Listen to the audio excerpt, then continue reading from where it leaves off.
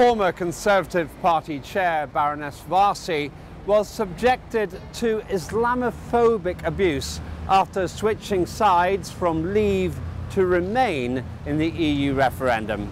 She claimed her move was caused by a poster portraying Syrian refugees in a negative light, adding, "When I look at the people supporting that approach, the BNP, Donald Trump, Marine Le Pen, Austria's Freedom Party, it feels like the far right is coming out to stand by Leave." Warsi, a Muslim who resigned from government for anti-Israeli remarks, received Islamophobic messages on social media. She was also called a jihadist Trojan horse and accused of hiring extremist Muslim staff. Elsewhere, Labour MP Jo Cox was murdered, allegedly by a man who claimed to support an independent Britain. 41-year-old Mrs. Cox was a veteran campaigner for immigrants and refugees. How do people feel about the murder of MP Jo Cox? Is fear of foreigners on the rise? And has the far-right terror threat been ignored? These are the simple questions we sought to answer. So former Conservative Party chair Saeed Warsi suffered Islamophobic abuse after changing her opinion on the EU referendum. How safe is it for ethnic minorities in Britain to express their views freely? We put that to the public. I think at the moment there's a bit of a problem. It seems that Brexit sparked a few racist opinions. I don't necessarily agree with it. I think you should be able to express your views no matter what they are. This is freedom of speech. You know, it's what our country really is all about, isn't it? Expressing yourself independently of other people. I think there's a lot of sort of angst being whipped up by the media, by the Murdoch-run media, with sort of inciting people into a state of fear and anxiety about any kind of immigration, whether that's from Europe or, in fact, from the troubled parts of the world, like Syria and the whole of the African continent problems and Afghanistan. I'd like to think it was really safe. I don't like what's going on very much, if I'm honest. It bothers me a lot. I've seen quite a lot on Facebook about it, and I'm pretty appalled by it, to be honest. I'm beginning to think it's difficult for anybody to express an opinion difficultly in the UK. I mean, I noticed that even Sadiq Khan had lots of abuse on his Twitter feed from a lot of that being anti-Islamic, and yeah, so I think it's becoming increasingly difficult for anybody to say anything without immediately everybody jumping down their necks. I suppose that's a lot about the polarisation of opinion and the polarisation of political discussion in the UK. How safe do our experts feel it is for ethnic minorities in Britain to express their views in public? The issue of xenophobia and hatred rising within this country or not, it's an extremely complex debate. The fact about whether it's been rising recently or not is quite a moot point. In my opinion, it's been rising over a substantial portion of time, not just recently, not just because of the recent Brexit vote. It's been a latent threat that has been under the surface through the emergence of the more radical aspects of UKIP, through the emergence of Britain First and organisations such as this. There's no doubt that that movement has been emboldened by certain progressions within British politics. But to say that this is a phenomenon that has only been arising recently, I feel misses the point. It's a phenomenon that has been hidden throughout time and has chosen certain points from which to come out and embolden itself. But make no mistake, this is an issue that's been latent for decades upon decades and has just been waiting for the right time, such as the opportunists that they are, to arise and come to the surface. What happened to Baroness Warsi is interesting because Baroness Warsi knows very well herself that the rise in hatred against Muslims, against black people in general, against immigrants has been on the rise here for generations. And what we're witnessing now with this Brexit victory is what I'm calling the centralizer, the mobilizer, and the great proliferator of far-right racism, which now has political hegemony, tragically and disastrously, in England. It's always been difficult for non-white black people to express their political opinions in pushing back against coloniality and racism in this country. And it's just got a lot more difficult and a lot more intense. Baroness Warsi said that the Leave campaign's hate and xenophobia had gone too far. Do the public feel hate and fear of foreigners has been increasing? Yeah, I think both sides stirred it up, to be honest. Project Fear and whatever else. I think both sides ran quite a poor show. Certainly, since the start of the campaign, I think people have focused more on that. A lot of people who maybe don't know much about the economy, they just focused on that subject really. So I do think it's been an increase in that respect. Yes, yeah. It's just a volatile, everyone's in a scarce mood right now, so they're quick to blame the other people. I mean, I didn't expect the Leave vote, so I was quite surprised. I thought it was going to be Remain. Of course it will, because people now, the sort of people who think like that, they'll now feel that they've got free rein to do what they want to us. I don't think hate is. I think we're a tolerant community, but I think there's a lack of understanding, and I think there is some xenophobia and nationalism creeping in, and I think that was a lot, behind a lot of the out vote was the immigration issue, and I believe that was the primary and almost single issue for most people. Do our experts agree with Baroness Warsi's claim that the Leave campaign's hate and xenophobia had become unacceptable and that it's increasing? I, like many others, was simply disgusted by the attack on Labour MP Jo Cox. This flew in the face of democracy and everything that a just and civilised society should stand for. It was an abhorrent, absolutely unfathomable attack on a person who has constantly spoken for those most downtrodden in society and those less fortunate. It's alarming, not least because it shows the extent to which those who speak out in British politics are fair game for those who disagree with their views. It's not the first time someone's been attacked, but it's a horrific way in which it has come about, completely left field, completely unforeseen. And it may not be the last time we see such an attack. It just shows the extent to which some will take the law into their own hands just because they disagree with a political belief. And unfortunately, within British politics, she's not the first MP to be attacked this way, and it must be put to an end. There must be more protection, and this issue must be addressed. 1945 was the moment where perhaps the British people were most open to opening a possibility of fighting racism and colonialism because of decolonisation, because of the victory of the anti-fascist forces that Britain was allied to with the Soviet Union, etc. Since then, and since particularly the crisis of social democracy, i.e. privatisation, moving away from workers' rights, moving away from supporting workers in strike, privatising the health system, the education system, particularly in the mid-90s, at the same time, the expansion of far-right English nationalism to do with the English football team, to do with rejection against Scottish and Irish independence movements, to do with the growing rise of black communities within England. All of this has culminated in this great orgy of fascist triumphalism that we're seeing now with Brexit. It's become very difficult, extremely difficult for people to push back against this triumphalist, vicious, conceited, arrogant, far-right racism that Brexit has unleashed upon this nation. We asked the public for their reaction to the terror attack which killed Labour MP Jo Cox.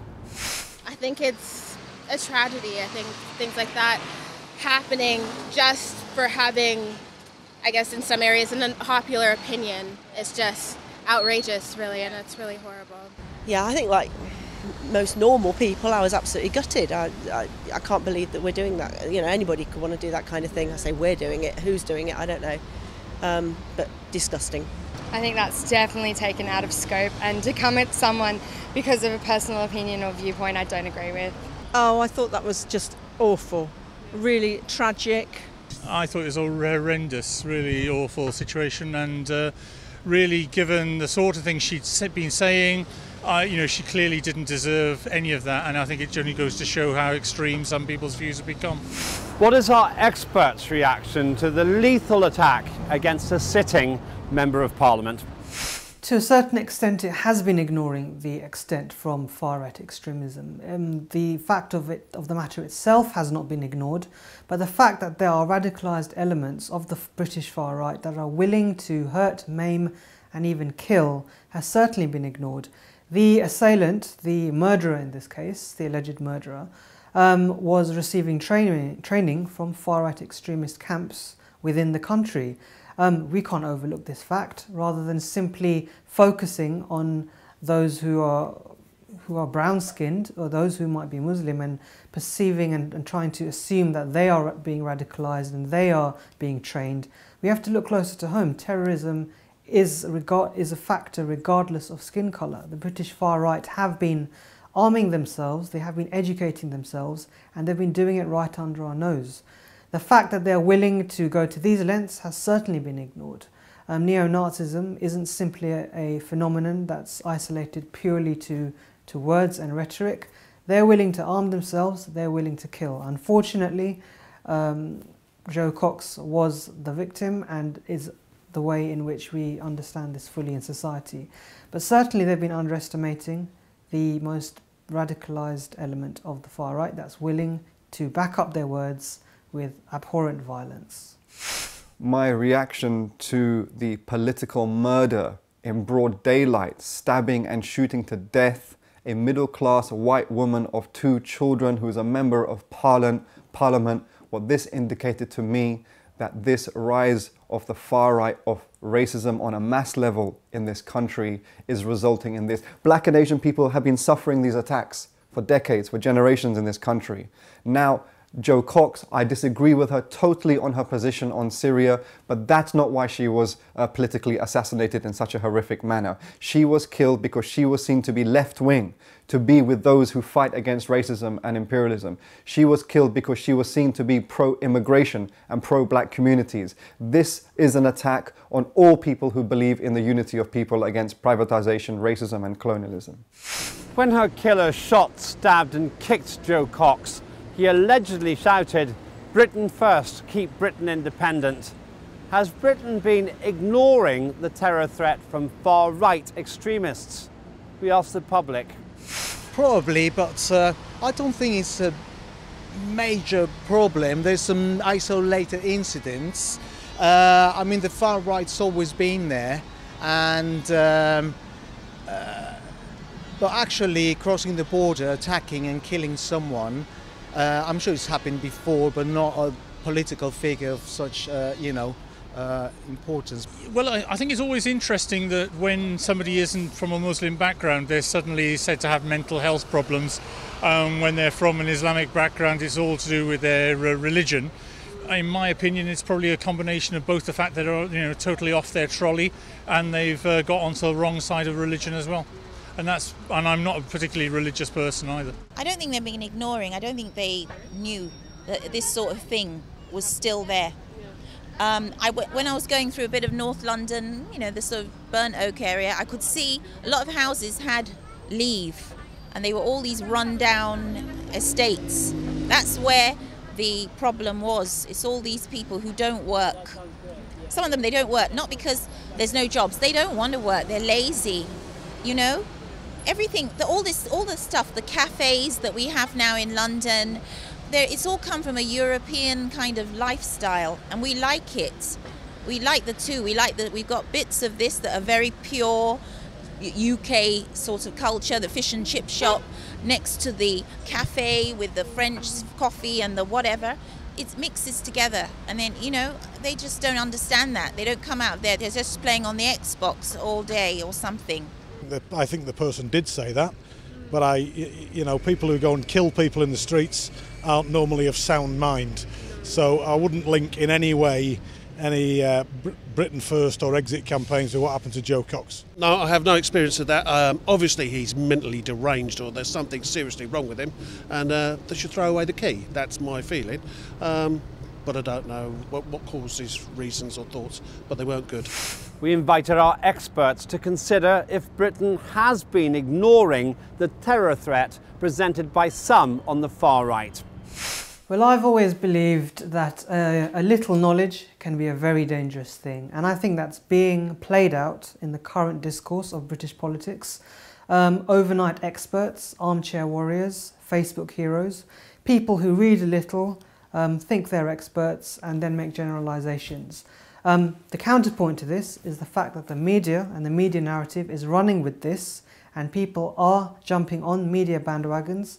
And if there is a perceived threat, if there is a perceived horror being echoed by the media and its echo chambers, people are only too happy to follow that bandwagon, to take something at face value and then to condemn others for their own beliefs. That's what worries me. People are not taking the time to truly educate themselves and look at matters from a variety of perspectives. They're running with a populist notion, they're running with a populist vote, populist voice, whether it's the BBC, whether it's other channels, and they're not taking stock of the overall picture. They are, like I said, they're educating themselves over a 24-hour window time frame, and they feel that they know everything. They're then acting on those beliefs, and sometimes they are saying things and doing things they don't really mean, but they're doing that because they haven't educated themselves, they haven't equipped themselves with enough knowledge. That's what really worries me. A little knowledge can be a dangerous thing, and we're seeing plenty of people from the safety of their armchairs deciding to dictate to others, to educate others, and to tell them what to think. I would say, don't believe what the media just tells you. Educate yourself, arm yourself with knowledge, real knowledge, and then make a decision. It's not only the UK state that's been ignoring the rise of far-right extremism and far-right white terrorism in this country. We have to admit as well, the social movements have been ignoring this too long. The left have been ignoring this too long. This is the first and the primary issue. If we're going to achieve any positive change, we have to face head-on the primary problem of racism as is attached to British colonialism, as is attached to British imperialism. Yes, the UK state, of course, has been ignoring this growth of far-right terrorism. They've been facilitating the growth of far-right terrorism, while all the while focusing everyone's attention in an anti-Muslim racist manner in the Muslim community for the very terrorism coming out of the Muslim world, which the UK state is primarily responsible for. The UK state is allied to the Gulf monarchies. The UK state is allied to the very forces that are directly helping Daesh and Nusra and Al-Qaeda. It's a disgusting colonial sham. Looking ahead, what makes the British public nervous about the tone of British politics and political discussions? That this carries on for the next 2 years, where we have a revote and politicians talk to each other and it takes over the whole country instead of us just getting on and sorting out our lives. There seems to be a lot of hot air and talk for the last 6 months, and I don't want it to carry on for the next 2 years. I think we could do with something else. You can't believe a word that any political party says. Well, I think it's all completely chaotic at the moment, and nobody quite knows what's going to happen. I personally feel like the Labour Party is being ripped apart by the sort of, again, it's the anti-Corbyn sort of faction, and I think they should still stick with him, give him more of a chance, because I feel like he could actually do us a lot of good. Uncertainty. I am terrified about what's happened. Yeah, I think the lack of anybody knowing where we're going from here is really quite scary. There was an element of security before, and now I fear for the kids. Actually, I worry about what they're going to do in the future, and I guess they'll make their own way. We have young, intelligent people in this country who are quite capable of voicing their opinions and becoming politicians of the future. And I'd like to think that they will be the ones that will carry us forward, and hopefully they will be the ones that will make it right. I'm a strong person, but I'm nervous. When I get on a tube, I don't feel like I used to feel. I feel no longer like a citizen of the world. I feel like a minority within a minority, you know, because they've already started doing things to Polish, daubing their houses and throwing stuff. When they finish with the Polish, they'll come for UK citizens who aren't white. That'll be the next load. They've already been banners apparently saying repatriate them. So I'm very nervous. Our experts shared their concerns about political debate in Britain in the future. under the current climate, there are certain elements by which ethnic minorities do feel safe in which to express their opinions. Now, the fact is, within certain moments and climates such as the EU referendum, they have felt threatened by expressing their view. I would say actually though that it has never been more safe than now in this current country, in this democracy, for ethnic minorities to express their views. Again, this is something that's mirrored by certain avenues and different media platforms whereby if you make a statement and you then do change it, you're immediately labelled all sorts of things. Whether you're labelled a sellout, whether you're labelled as betraying yourself, whether you're labelled an Uncle Tom, anything. Fact is, people do change their opinions, but as long as they come from an informed base, they shouldn't be slammed for doing so. Ethnic minorities, more than ever, should feel emboldened to express their views, and I do feel it's more safe than ever than now in order to express those views. The spectre of a reaction, of a violent reaction, has always been there in society. It's more the fact that we live currently in this country, in Britain, in a society where we are, thankfully, in a position where we can say things safely without reproach and without risk of harm, as opposed to many other societies. We should be thankful for that. Ethnic minorities, more than any other countries within Britain, should feel safe and do feel safe making their opinions clear. In the case of Baroness Warsi, she took a U-turn from a very strong position, and the fact that she was condemned for taking that position should not be seen as an indication of ethnic minorities feeling unsafe in making their position clear. The fact is, a small but strong extremist cabal of bigots chose to attack her, and that should in no way be indicative of the fact that ethnic minorities should feel at risk of making their opinions clear. If anything, now is the time in which they can make their opinions clear, and with the amount of ethnic minorities we see in British society in the higher echelons of power, they should feel comfortable doing so. Black people here, non-white people here, have always been very disturbed by how racism is a central part of normalised politics in this country throughout the 50, 60 years since we've been here in relatively large numbers. That is increasing, and the disaster that we're facing right now is even sections of the Labour left are starting to compromise with this far right and this right-wing racism. There should be no Article 50 invoked. There should be no fast track to leave the European Union. Not because I like the European Union, but because this is capitulating to this new far-right ascendancy and insurgency that we're seeing. Immigration must be faced head-on. Immigrants are not responsible for anyone's problems in this country. We actually bring a lot of positive things here. I'm not saying it because we clean the streets and we clean the rubbish in the hospitals, that's why immigrants are good, but we are part of making this economy sustainable and functional to some extent. Immigration, in the way it's used constantly in a racist colonial framework, must be countered and it must be demolished. We must actually defeat the idea, the central idea of the racist and the fascist, that immigrants are to blame for this deepening crisis which imperialism is putting all of us into. The terror attack on Labour MP Jo Cox was tragic. Also unnerving is the Islamophobic attack on a Muslim politician because she changed her opinion on the European Union. It is a reminder that Britain, like the United States, allows hate-filled political scapegoating and the creation of fear. Toxic political rhetoric and attacks in social media and on the web do no credit to politics or to the United Kingdom.